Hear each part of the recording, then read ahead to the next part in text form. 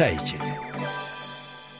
İlevin örtüp baran, ilmibey gözüm kara, Cemal'ın perişteleri jayılıp bakana.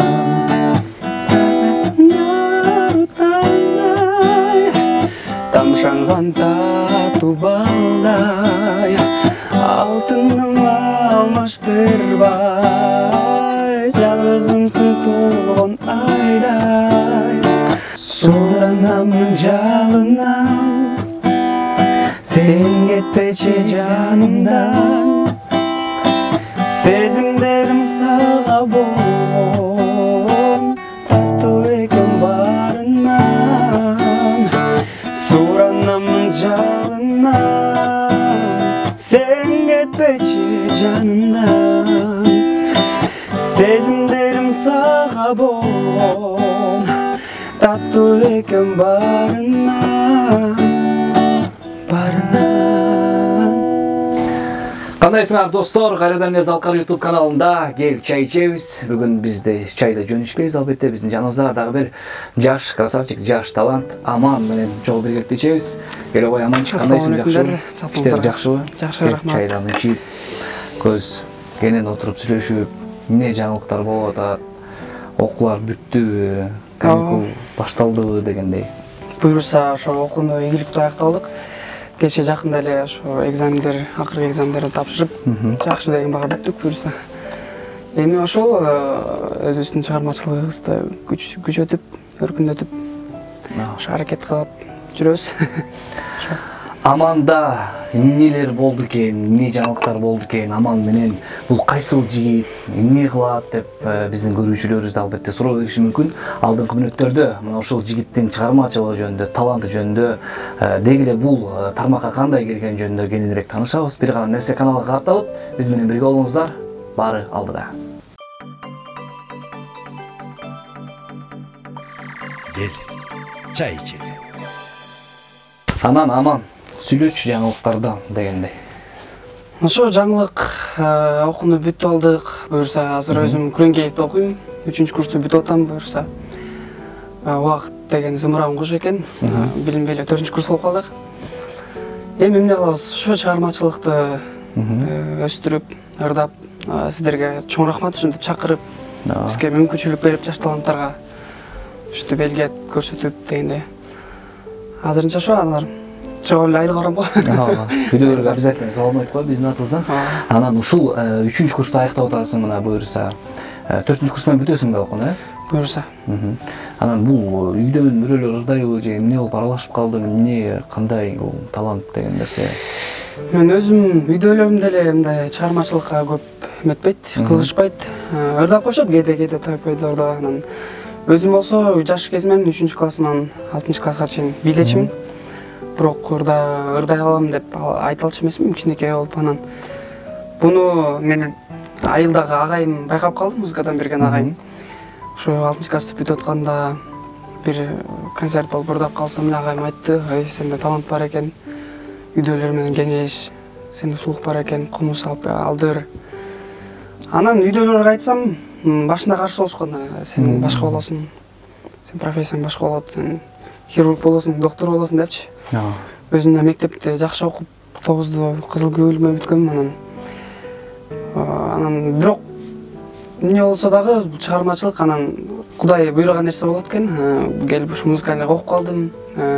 7-класста комузду үйрөндүк. Комузду үйрөнүп, ар кандай конкурстарга катышып жүрдүм.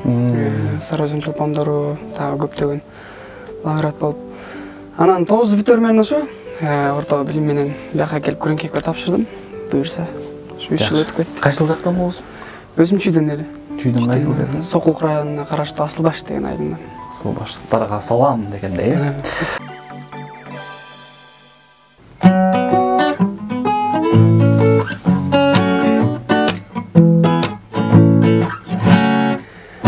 Айланада турат сарадан, каранын издеп баратан, жакын жерде эч ким көрүнбөй, чарчадым күтүп жаннадан.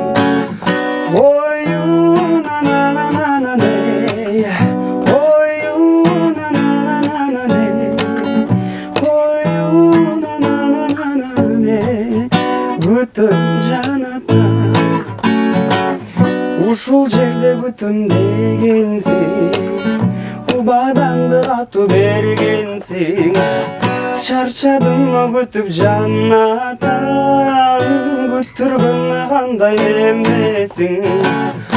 Ою на на на на не, ою на на на не, ою на на на не, кандай немесиң. Кырды көдө күтөм дегенсиң, убадаңды катуу бергенсиң. Жалт этирип көрүп койсоңчу, күттүргөн кандай немесиң. Ою на на на на не, ою на на на не, ою на на на не, кандай немесиң. Күтөм дегенсиң.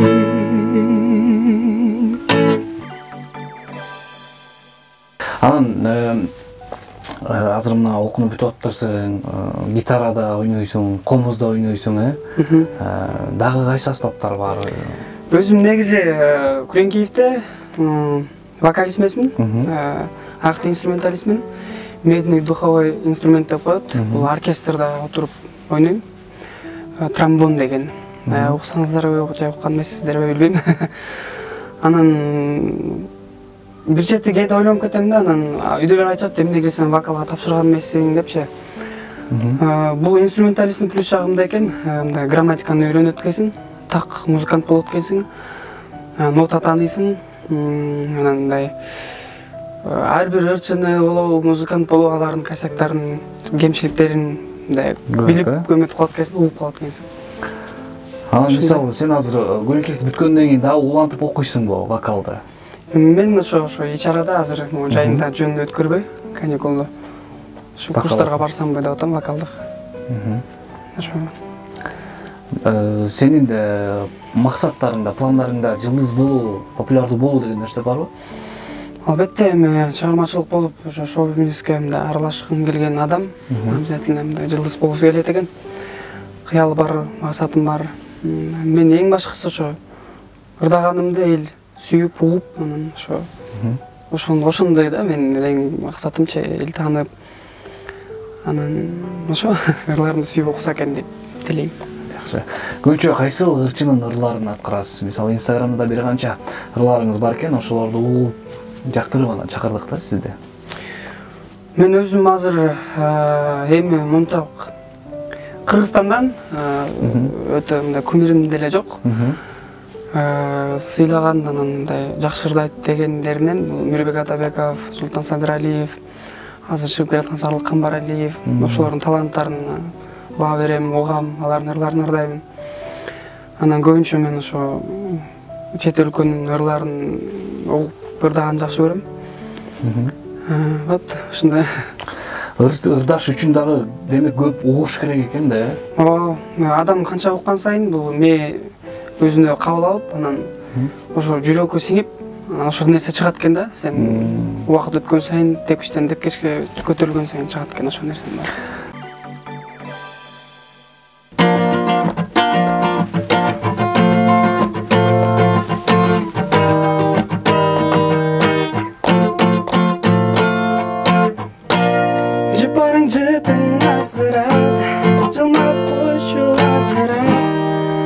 Жат күлгөн сени,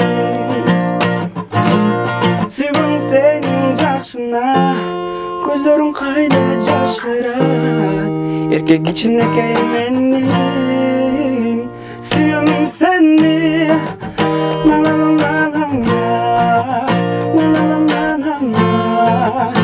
жүрөгүм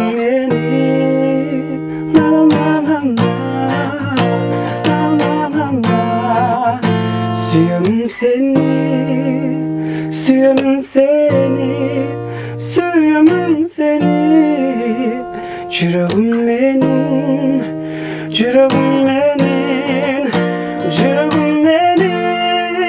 сүйөмүн сени.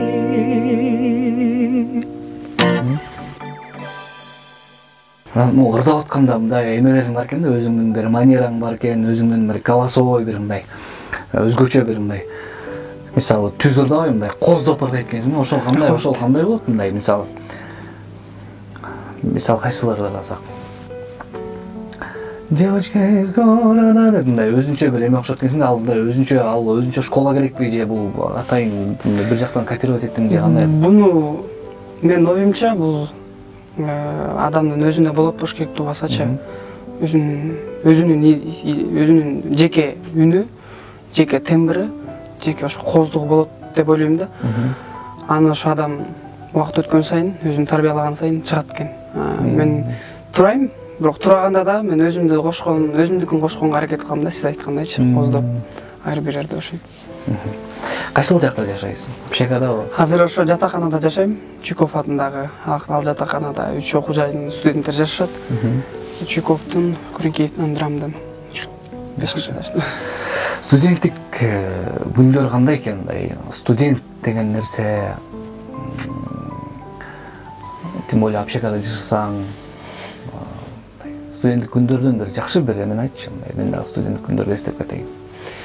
Студенттик күндөр эң жакшы. Бул студент болуу деген өзү эле мындай башкача болот го адамгачы. Анан студент болуп туруп ушу жатаканада жашасаң, көп кызыктуу нерселер ошол жакта өтөт экен. Өзүңдү өзүң тарбиялайт экенсиң, ата-энеңдин баркын билет экенсиң.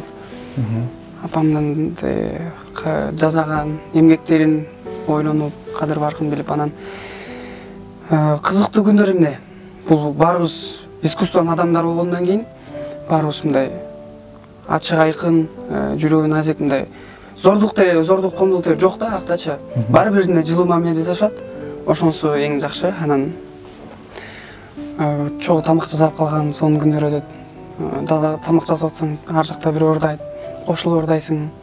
Анан эжелер кыйкырып калышат, жаткылашат, 11 болду деп. Ошондо сонун күндөр өтөт, концерттер өтөт, сонун. Концертти мыкты деңгээлде өткөрөбүз. Ошондой кызыктуу күндөр, ачка болгон күндөр да болот. Отуруп алып, кыздар ырдап берип, албетте. Сөзсүз түрдө болот. Өлө ачка болуп келсең, эшикте күн ысык келсең, бирөө бир нан алып келет, ошону баарыңар бөлүшүп жеп. Болот андай күндөр. Бир тууган болуп калабыз. Ошо мисалы көрүшпөй жүрүп, уже алыстан көргөндөн уже кадимкидей жылуу сезим болот да. Учурашып, кучакташып. Жакта суроо келип атат да. Девушкалар көп болсо керек дейт да. Девушкалар жок. Обычно гитара менен ырдап койсо эле кыздар, ай сонтурбайбы деп. Ал жагы болот негизичи, кыздар ушу ырдаганды, гитара четкендерди азыр жакшы көрөт азыр заманда.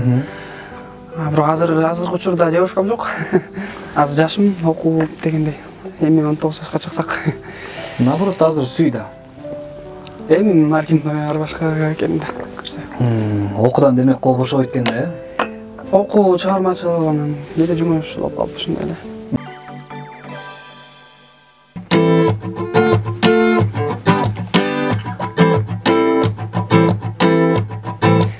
Токточу сага айтар сөзүм бар. Барктачы бир сөздү сага арнаган. Неге сүйүп калдым сенин өзүңдү? Бир көргөндө жүрөгүм согот кайрадан. Жашардык кыз айда, айда, айда. Жүрчү кетеличи биздин айылга. Жашардык кыз айда, айда, айда. Жүрчү кетеличи биздин айылга. Сулуулардын сулусу сен айда. Сулууңа султан аша сага айылда. Самайыңа сыйласам сени айда. Сүйүп келем сени мен айда. Жардык кыз айда, айда.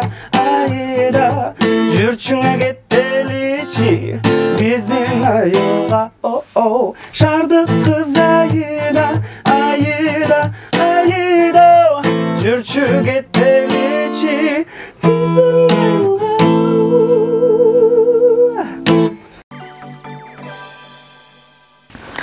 Азыр кыскача бир дагы суроолорубуз бар. Билет суроолорубуз. Биринчи эле суроо, апаңа качан акыркы жолу белек бердиң эле? Апама акыркы жолу ошол туулган күнүндө белек кылдым. Ошо үй бүлө өткөрүп, ыр сунуп, элдин алдына алып жыбырдап. Ошол нерсе чоң белек болду деп ойлойм апама. Анткени апам ошону көп айтат да, аябайчы мынтип сүйүнүп, жылмайып менен айтат. Ошол акыры 1 жыл болуп калды. Эми буюрса дагы беребиз. Ооба. Кыздын кандай кыздардын аты чыгат? Кандай кыз? Үчөөнү айтчы. Үчөөнүбү? Гүлбадан десең. Мага жаккан аттардан эме? Амина, Алтынай, анан Нурайым. Нурайым, Жаман бывшая бар каттар айтып десең. 2 күн катары менен жамгыр жайбы дейт. 2 күн катары менен жайт. Точнобу? Эми целый день болбошу мүмкүн, бирок 2 күн, жайт да 2 күндө.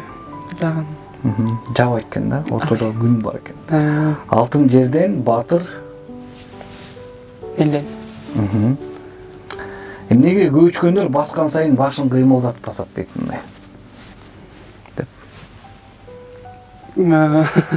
Ошого деп койсуң.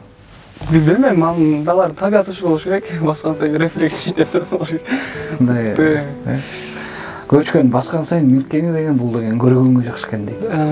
Аста питанияны. Билбептирмин. Айыл же шаар? Айыл. Манты же шаурма? Манты. Качан жедиң эле мантыны алып?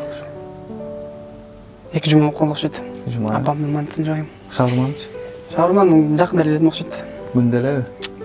Күндө эмес, 1 жумада 2 жолу жейбиз. Жакшы. Кайсыл чыгармаларды көбүнчө аткарасың? Сүйүү, шаңдуу? Мен ошо көбүнчө ошо сүйүү жөнүндө. Негиде кайгылуу ырларды жакшы көрөм. Мен Давиддин ушундай билбейм. Ошо сүйүү, анан кайгылуу жөнүндө.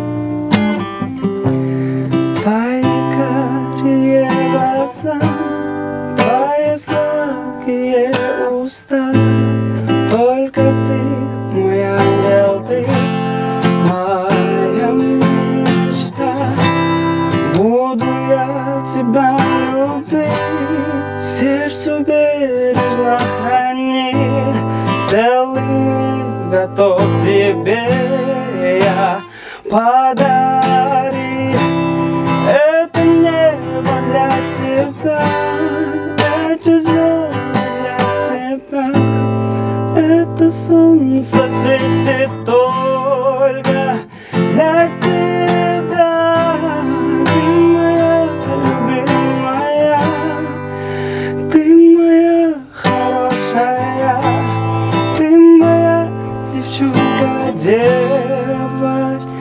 моя. Как хочу, чтоб знала ты, в мире есть сны, только ты, мой ангел, ты моя звезда, твои карие глаза, твои сладкие уста, только ты, мой ангел, ты моя мечта, только ты моя, ты моя хорошая, ты моя девчонка, девочка моя.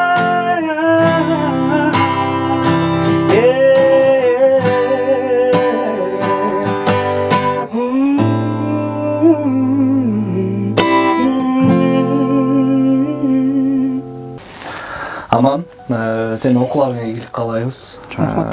Жайкы эс алуу, жакшы эс алып, үйдөгүлөргө салам айтып, анан биздин Залкар студиябызынын атынан ушундай чакан берегибиз бар. Биздин дагы студиябыздын ачылган максатынын бирден бир себеби ушундай сендей болгон жаш таланттарды эл алдына алып чыгуу. Сага биз ар дайым көмөк көрсөткөнгө, жардам бергенге даярбыз. Эшигибиз ар дайым ачык. Келип тур, чыгармачылыгыңды таштаба. Гитараңды ар дайым жаныңа ала жүр десең. Ийгиликтерди коштосун. Достор, сиздер Кел чай ичебиз программасын көрдүңүздөр. Албетте биздин башкы дөмөрчүбүз Кут курулуш компаниясына терең ыраазычылык билдиребиз. Кийинки коногубуз бул сиздердин гана добуш берүүңүздөр менен тандайбыз. Андыктан бизге жазганды, лайк басканды, комментарий калтырганды унутпаңыздар. Кийинки эфирден жолугушканга чейин саламатта калгыла.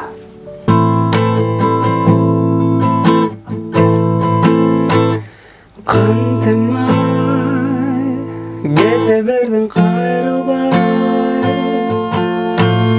al suyunu koydun bağlabay.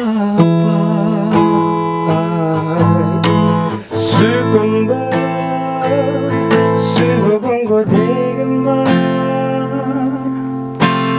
Koş bolgonun anda canıma.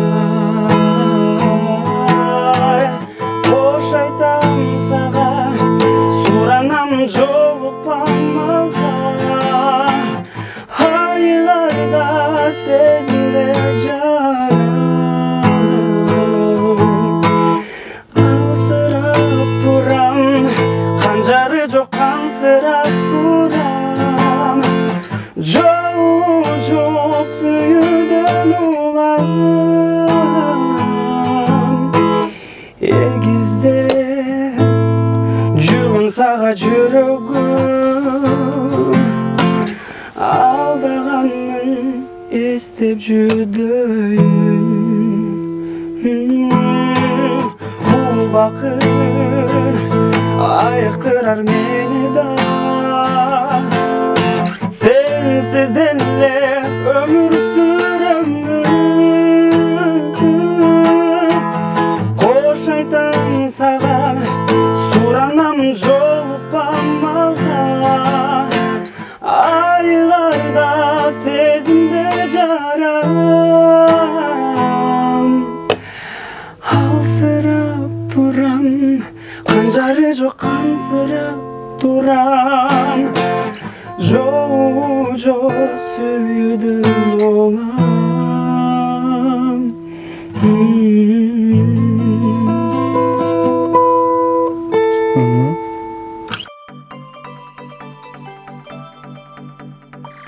Gel çay içelim.